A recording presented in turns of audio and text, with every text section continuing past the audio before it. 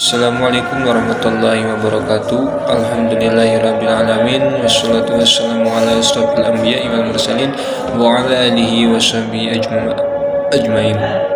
Yang terhormat Bapak dosen pengampu inovasi kurikulum pendidikan agama Islam, yaitu Bapak Ceteng Salamuddin.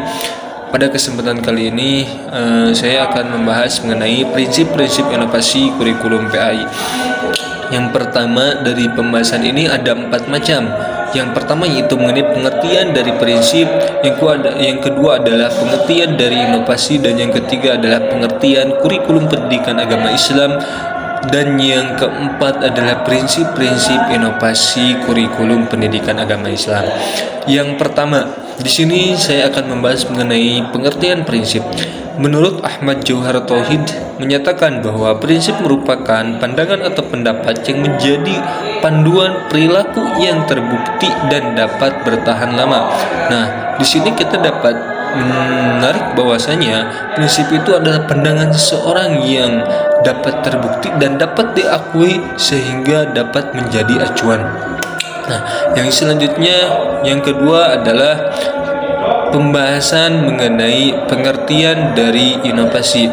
Menurut Ibrahim mengemukakan bahwa inovasi pendidikan ialah suatu ide, barang, metode yang dirasakan atau diamati sebagai hal yang baru bagi seseorang atau kelompok orang masyarakat, baik berupa hasil intervensi, penemuan baru, atau discovery baru ditemukan orang yang digunakan untuk mencapai tujuan pendidikan atau memecahkan masalah pendidikan nasional.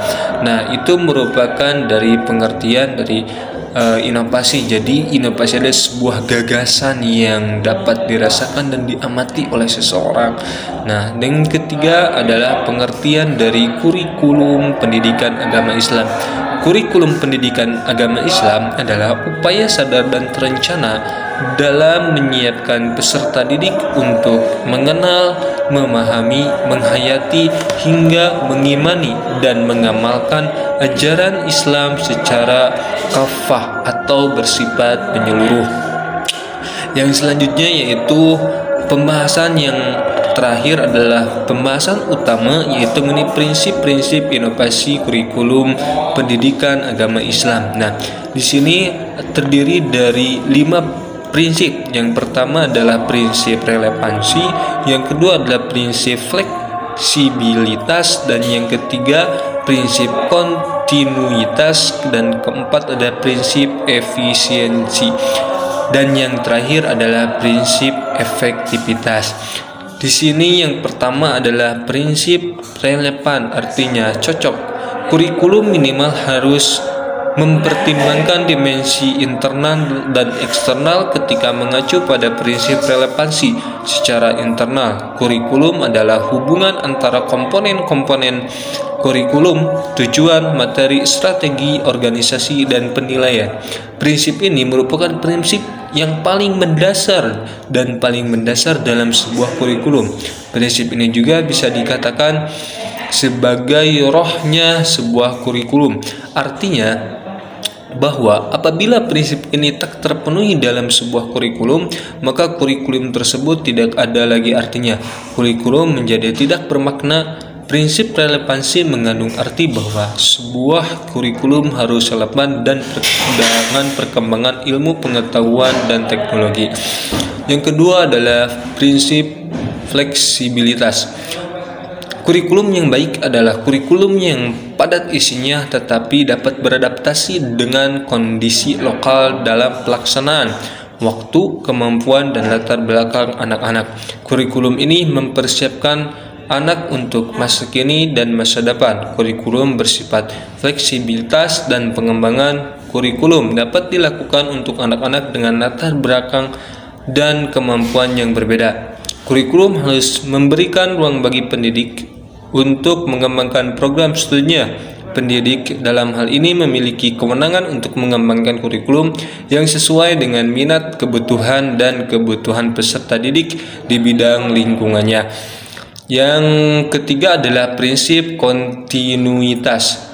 Nah, pada prinsip ini ada kesinambungan dalam kurikulum secara vertikal dan horizontal, di mana pengalaman belajar yang diberikan oleh kurikulum harus menjamin kesinambungan baik di dalam maupun di antara jenjang pendidikan dan antara jenjang pendidikan dan bentuk pekerjaan. Nilai hubungan antara kurikulum pada jenjang pendidikan yang berbeda memastikan tidak terjadi pergulangan atau inkonsistensi materi pembelajaran yang menimbulkan kebosanan dan kebosanan baik dalam mengajar maupun belajar.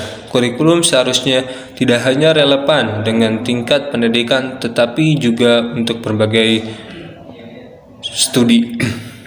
Yang keempat adalah prinsip efisiensi. Efisiensi merupakan salah satu prinsip yang harus diperhatikan dalam mengembangkan kurikulum. Hal ini memastikan bahwa apa yang direncanakan selaras dengan tujuan yang ingin dicapai.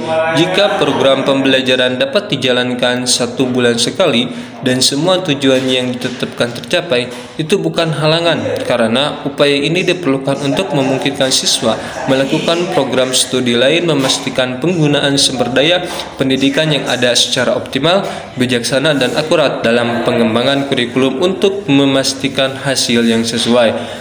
Yang terakhir ada prinsip efektivitas. Efisiensi merupakan salah satu prinsip yang harus diperhatikan dalam mengembangkan kurikulum. Hal ini memastikan bahwa apa yang direncanakan selaras dengan tujuan yang ingin dicapai. Jika program pembelajaran dapat dijalankan 1 bulan sekali dan semua tujuan yang ditetapkan tercapai, itu bukan hubungan, karena upaya ini diperlukan untuk memungkinkan siswa melakukan program studi, memastikan penggunaan sumber daya pendidikan yang ada secara optimal, bijaksana, dan akurat dalam mengembangkan kurikulum untuk memastikan hasil yang sesuai. Nah, itu mungkin penjelasan dari saya mengenai prinsip-prinsip inovasi kurikulum pendidikan agama Islam. Secara kesimpulan, bahwa dapat ditarik benang merahnya, kurikulum dalam pengembangan bukanlah proses cepat, tetapi butuh studi intensif. Sumber referensi pengembangan kurikulum minimal harus didasarkan dari data eksperimental dan empiris, serta pengetahuan umum dan cerita-cerita yang dikembangkan di masyarakat. Selain dari itu, prinsip-prinsip dasar berikut juga harus dipatuhi ketika mengembangkan sebuah kurikulum. Prinsip efektivitas, kontinuitas, relevansi, efisiensi, fleksibilitas, serta unsur dalam pendidikan. Ini memungkinkan Anda untuk mengolah arah tujuan dari pengembangan sebuah kurikulum yang lebih baik. Mungkin itu saja yang dapat saya sampaikan untuk pembahasan kali ini. Terima kasih.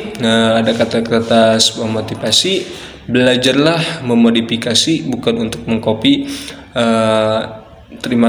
Sekian dari saya. Wallahul muwaffiq ila aqwamit thoriq. Wassalamualaikum warahmatullahi wabarakatuh.